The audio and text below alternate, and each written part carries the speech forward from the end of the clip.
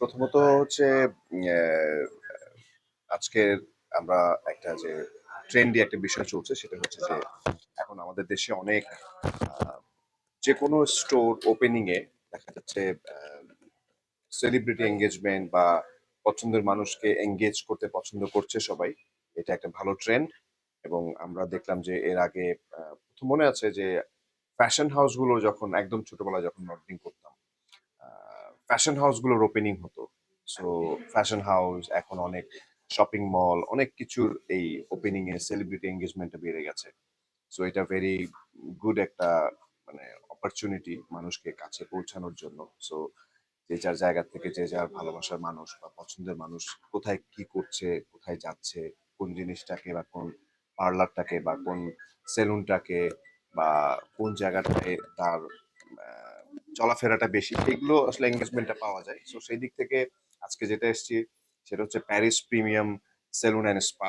এটার একটা লঞ্চিং এ আজকে তাদের ওপেনিং হচ্ছে এবং আমি তো আহ, আসলাম এবং আমার সাথে আমার গুরুজি এবং মানে বন্ধু বন্ধুর মতো গুরুজি, আহ, সোহাগ, ইরান শাহরিয়ার সোহাগ, সবাই আমার সবার পছন্দের।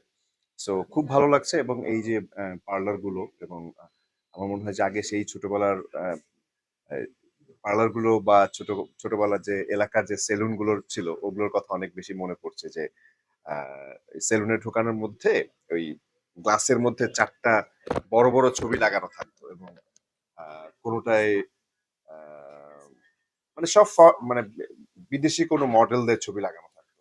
সো এই যে ট্রেন্ডটা, সেই ট্রেন্ডটা ভেঙে দিয়ে এখন অনেক বেশি বাংলাদেশের মানুষ অনেক বেশি ফ্যাশন সচেতন, অনেক বেশি স্টাইল সচেতন মানুষ, অনেক বেশি আহ, তাদের নিজেকে প্রেজেন্ট করতে চায়। সেই জায়গা থেকে অবশ্যই বলবো যে ভালো লাগছে এবং একটি পার্লার সেলুন বা এরকম স্পা সেন্টারের একটা ওপেনিং এ আসতে পেরে এবং আমাকে ইনভাইট করে আনা হয়েছে, আমি অনার্ড ফিল করছি। এই তো। হুম। ভাই অনেকে স্পা সেন্টার মানে অনেক নেগেটিভ ভাবে। হুম, এটা হুম, নিয়ে হুম, আসলে হুম। আমার কাছে মনে হয় যে নেগেটিভ ভাবার কিছু নেই, কারণ স্পা তো আমরা আমাদের প্রত্যেকটা মানুষের আহ, যে শারীরিক যে ব্যস্ততা বা কর্মকাণ্ডের মধ্যে আমরা যে পরিমাণ ইয়ে করি, আমরা দেখেছি যে এই স্পার ব্যাপারটা খুবই সাইন্টিফিক এবং এটাকে নেগেটিভ ভাবে দেখার কিছু নেই। এটা অবশ্যই আমাদের ব্লাড সার্কুলেশন থেকে শুরু করে আমাদের আহ, আহ, মানে এটাই বেসিক্যালি ব্লাড সার্কুলেশন থেকে শুরু করে সবকিছু শারীরিক যে অঙ্গ প্রত্যঙ্গের যে ফ্লোটা, সেই ফ্লোটাকে অবশ্যই স্পা অনেক অ্যাক্টিভ রাখে।